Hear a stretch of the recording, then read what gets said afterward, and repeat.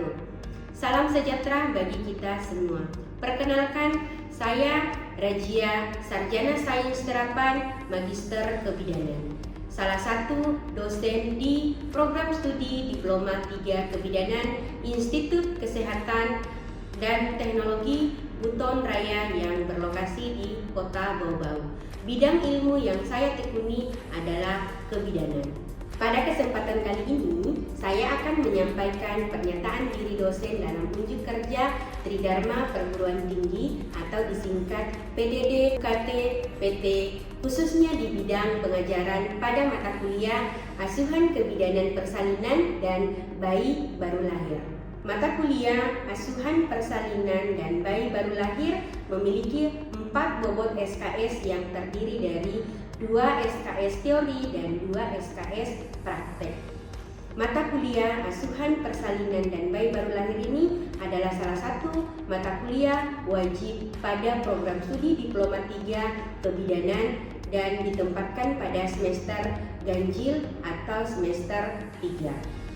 Mata kuliah ini dibawakan sebanyak 16 kali pertemuan yang terdiri dari 14 kali pertemuan tatap muka dan 1 kali untuk UTS dan 1 kali untuk UAS atau ujian akhir semester. Tujuan mata kuliah ini adalah memberikan kemampuan kepada mahasiswa untuk memberikan asuhan kebidanan pada ibu dalam masa persalinan dan pada bayi segera setelah lahir dengan pendekatan manajemen asuhan kebidanan yang didasari konsep-konsep, sikap, keterampilan, serta hasil evidence based. CPL yang dibebankan pada mata kuliah Asuhan Kebidanan Persalinan dan Bayi Baru Lahir ini meliputi yang pertama adalah S4, yang kedua adalah P1, yang ketiga adalah KK1, yang keempat adalah KU1, dan yang kelima adalah KU2. Capaian pembelajaran mata kuliah atau CPMK dalam mata kuliah ini meliputi 8 CPMK.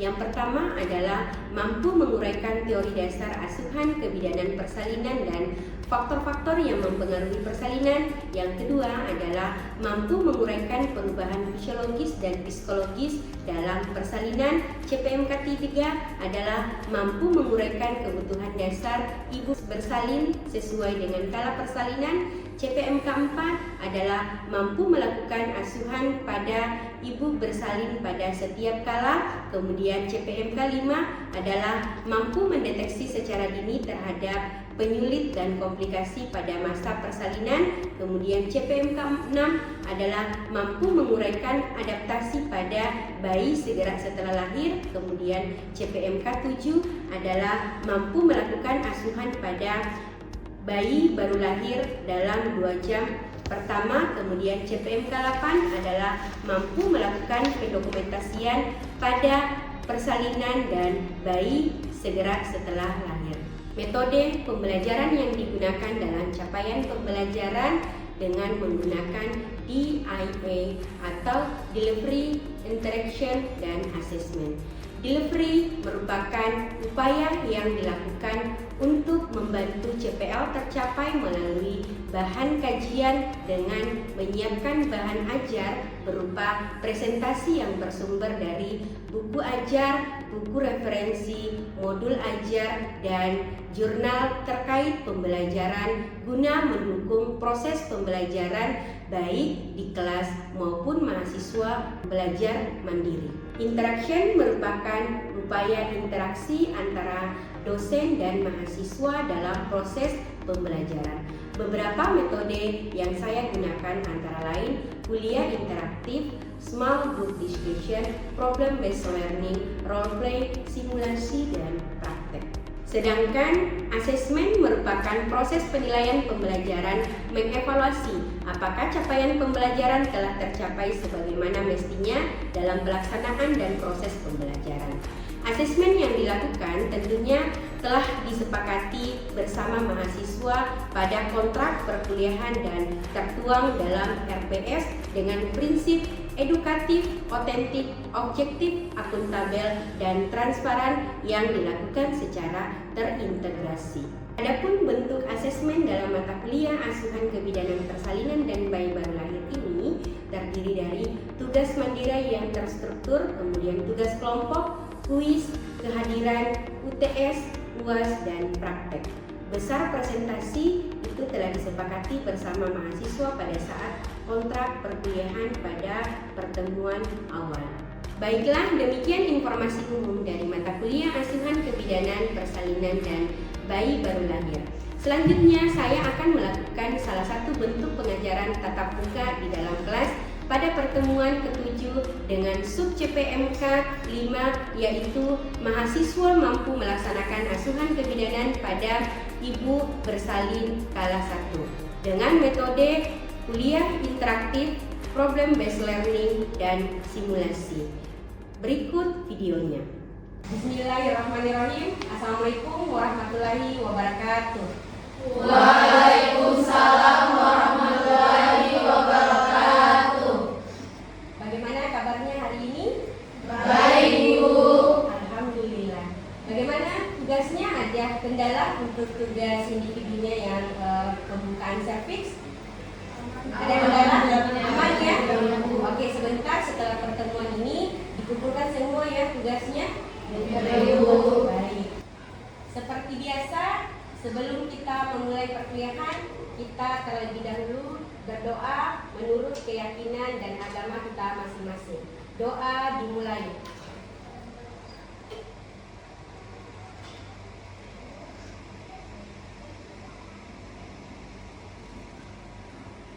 Doa selesai. Sebelum kita mulai pembelajaran, Ibu akan memastikan kehadiran adik-adik sekalian dengan absensi. Dengarkan namanya. Hafira. Baik. Kemudian Wasinta. Oke. Kemudian Nur Rahma. Oke. Saya anggap semua hadir ya. Ini absennya silakan adik-adik tanda tangani di lembar namanya. Silakan.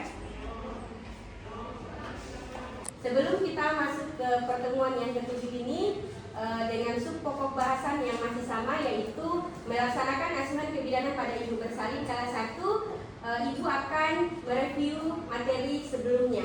Ya, masih diingat ya materi sebelumnya? Masih ya. Jadi kita pertemuan sebelumnya kita bahas tentang apa? Siapa yang masih ingat materi sebelumnya? Asuhan persalinan kelas 1. Asuhan persalinan kelas 1 melingkupi materi apa, Devia? Ya, dengan apa? Pemeriksaan dalam. Oh, pemeriksaan dalam. Bagus sekali. Masih ada yang lain yang mengingat materi sebelumnya selain Devia? Saya, Bu. Ya, silakan. Anamnesis dan pemeriksaan fisik. Kemudian pemeriksaan fisik dan mengurangi nyeri saat persalinan. Bagus sekali. Berikan aplaus kepada teman-teman.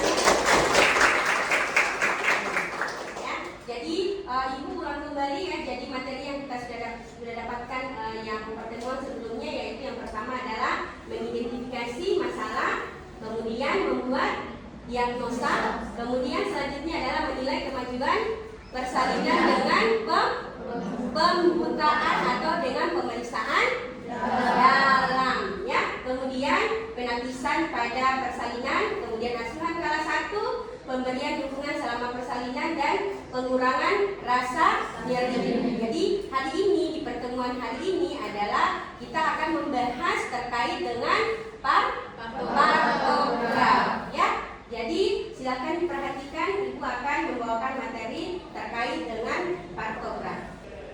Baik, ini adalah partograf. Jadi adik-adik sekalian sudah pernah mendengar terkait dengan partograf ya? Sudah ya? Oke. Jadi ada yang bisa memberikan, ya silakan Nanda, silakan. Jadi partograf ini adalah salah satu dokumentasi persalinan. Ya, bagus sekali. Jadi partograf ini adalah salah satu bentuk dokumentasi persalinan ya. Jadi sebelum kita masuk ke materi ini, Ibu akan paparkan tujuan umum dan tujuan khusus dari materi kita hari ini ya. Tujuan pembelajaran hari ini adalah, tujuan umumnya adalah setelah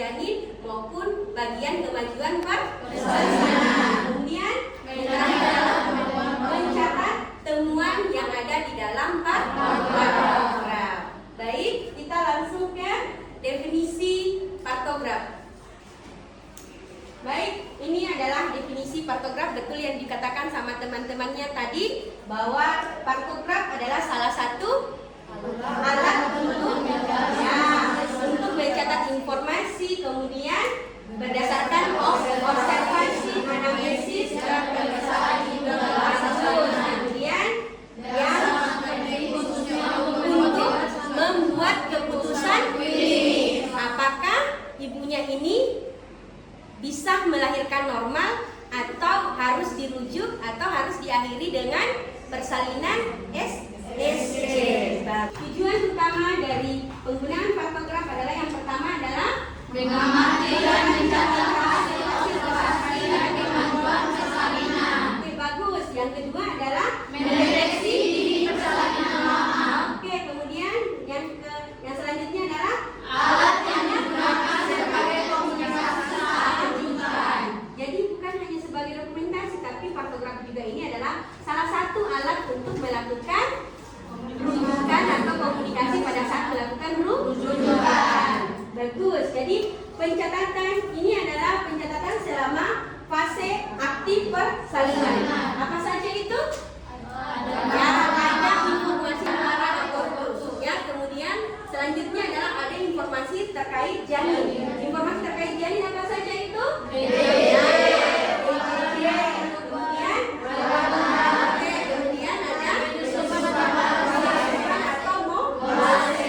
selanjutnya ada persalinan. Jadi lihat, jadi yang dicatat selama fase aktif itu ada informasi tentang ibu, kemudian ada informasi tentang janin dan ada kemajuan persalinan. Selanjutnya ini ya pencatatan partograf atau dan ada lembar belakang. Paham sampai di sini? Ada pertanyaan? Belum ada ya? Ya, masih jelas? Oke, bisa kita lanjut? Ya, jadi ini adalah penilaian dari kemajuan persalinan sampai obat-obatan dan cairan infus itu semua dicatat dalam partograf. Jadi kemajuan persalinan yang pertama adalah pembukaan serviks. Jadi pembukaan serviks itu dia lambangnya adalah X atau disilang. Sebentar ibu akan simulasikan bagaimana caranya pengisian partograf. Kemudian penurunan kepala dia bentuknya adalah ya lingkaran atau nol ya. Kemudian 20 detik, maka yang kamu isi dalam kotak-kotak itu adalah titik-titik. Paham? Bisa ya? Kemudian kalau durasinya 40 detik, maka itu kamu hitamkan. Ya, paham sampai di sini? Ya, selanjutnya adalah DJJ. DJJ itu di titik. Jadi garis titik yang kita hitamkan. Selanjutnya adalah air ketuban. Jadi air ketuban ini macam-macam. Kalau pecah ketubannya kemudian warnanya jernih, maka simbolnya adalah J. Kemudian kalau pecah ketubannya ya kemudian bercampur dengan mekonium atau dia berwarna hijau, maka dia ya kalau dia utuh. Jadi simbol di atas sana utuh. Kalau dia pecah ketubannya baru bercampur dengan mekonium, maka itu simbolnya M. Kemudian kalau pecah ketubannya dan bercampur dengan darah, maka D atau darah. Ya, kemudian pada saat kamu melakukan pemeriksaan darah ternyata ketubannya sudah tidak ada selaput dan sudah tidak ada air ketuban di dalam, berarti simbolnya adalah K atau kering. Ya, jadi kemudian lanjut molase kepala janin. Ya, molase paham kan molase? Paham atau tidak paham? Belum paham. Yang bagaimana itu molase? Belum paham. Jadi lihat bayi. Paham? Jadi ini adalah kepala bayi. Jadi di sini ada sutura. Ya, sutura sagitalis. Jadi inilah yang kamu akan periksa ya. Jadi sutura sagitalis ini yang ada celah di sini pada saat kita pemeriksaan dalam ada celah. Paham? Ya. Jadi kemudian kalau dia positif 1, maka itu ada molase atau suturanya ini dia merapat. Ya, dia merapat tapi masih bisa dipisahkan. Kemudian positif 2 berarti suturanya itu dia tumpang tindih tapi masih bisa dipisahkan. Kalau positif 3 suturanya ini tumpang tindih tapi sudah tidak bisa dipisahkan. Paham ya? Jadi kalau kita lakukan pemeriksaan dalam, kalau air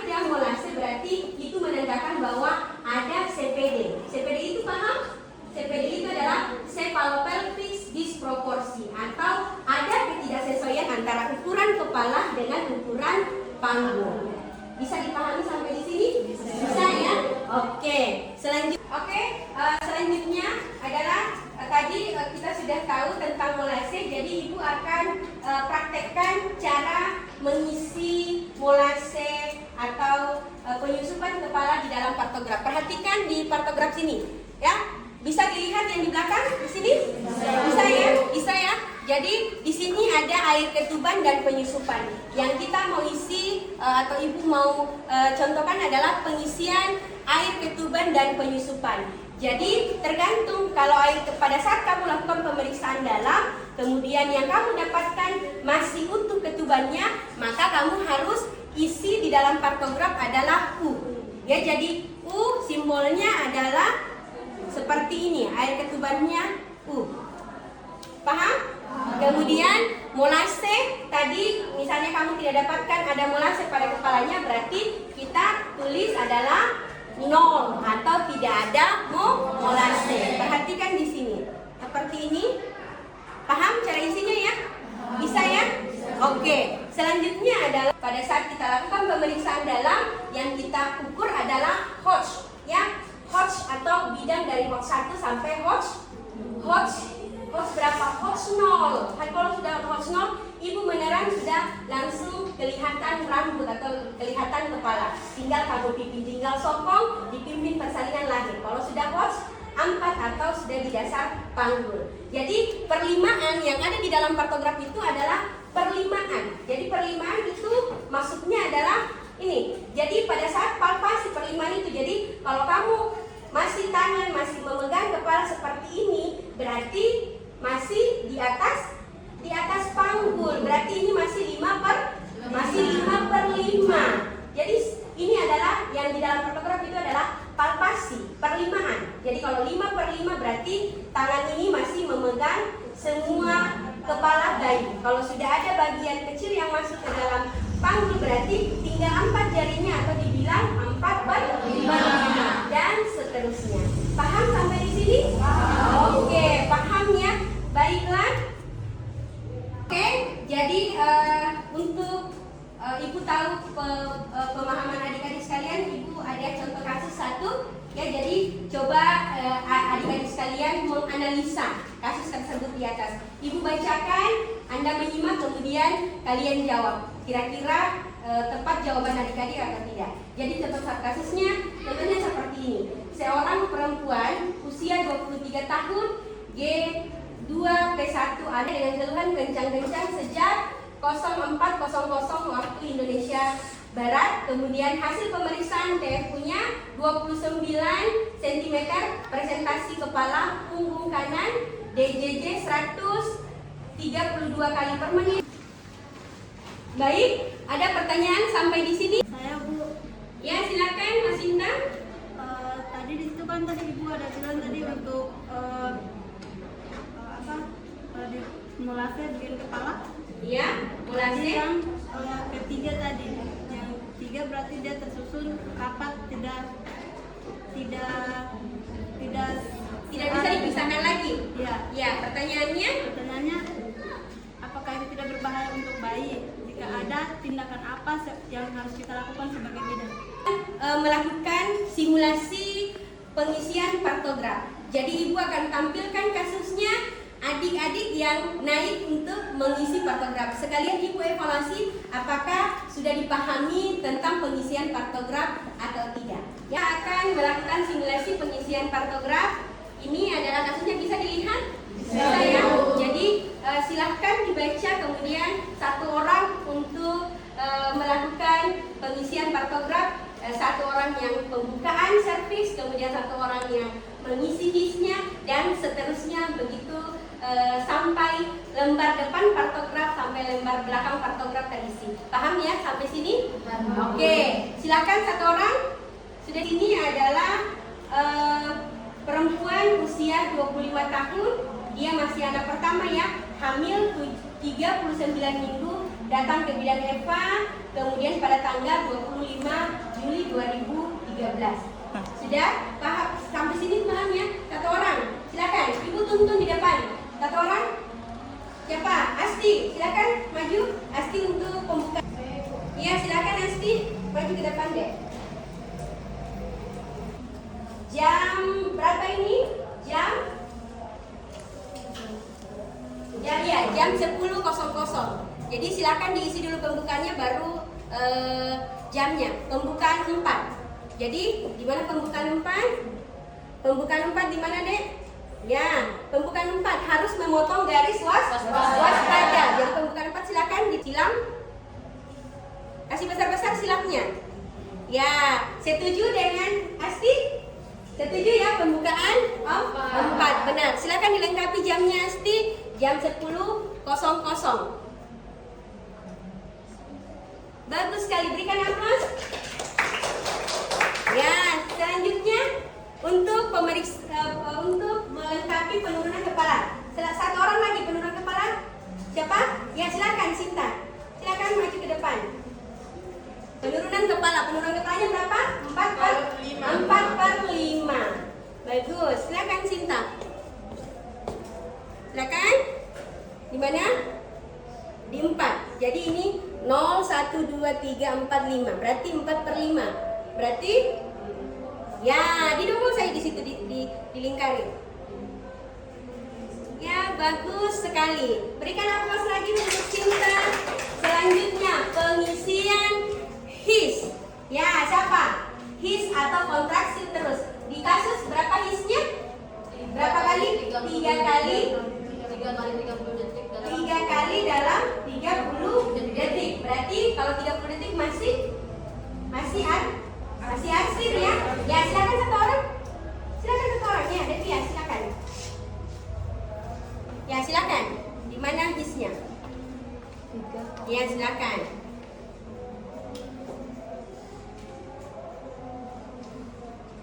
Oke, bagus sekali. Ya, sejauh ini berarti sudah paham terkait dengan pengisian partograf. Ya, jadi untuk lebih mengefisienkan waktu, maka Ibu akan memberikan soal kasus terkait dengan pengisian partograf, baik lembar belakang partograf maupun lembar depan partograf. Nanti lihat di buku ajar yang Ibu sudah share di grup, yaitu kasus partograf yang menjadi tugas adik-adik sekalian adalah ada di halaman 51. Jadi partografnya ada di situ, tinggal di print saja lembar depan dan lembar belakang. Kemudian kasusnya ada di situ. Kemudian isi partografnya pertemuan berikutnya, silahkan adik-adik kumpulkan partografnya dan Ibu akan memberikan koreksi. Semoga sih sudah benar semua ya.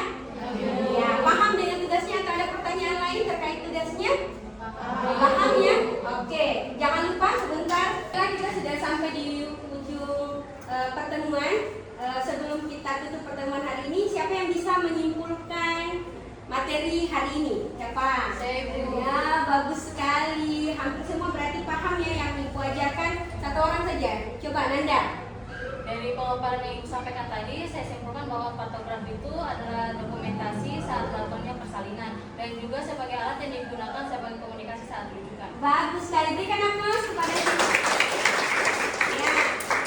Masih kurang. Masih ada yang bisa tambahkan satu lagi kesimpulan. Ya, silakan. Yang di belakang. Siapa namanya? Oh, Astiananta. Silakan Asti. Baik, di sini kita akan menambahkan kesimpulan dari materi yang Ibu bawakan tadi, yang dimana di sini saya akan memaparkan yaitu bagian-bagian dari partograf. Ya, Yang mana partograf itu dibagi menjadi 3 bagian tadi, yaitu untuk penilaian Ibu, Janir, dan ketiga yaitu kemajuan bersama. Ya, bagus sekali. Berikan lagi aplaus.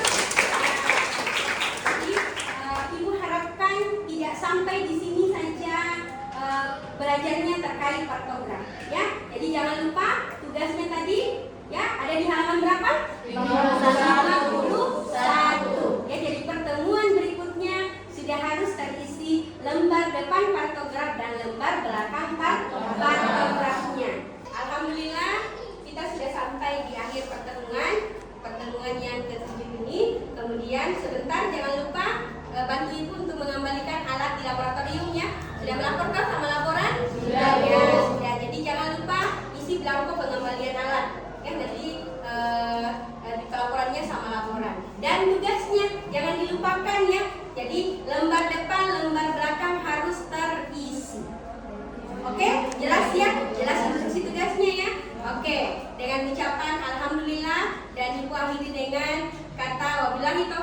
Wassalamualaikum warahmatullahi wabarakatuh.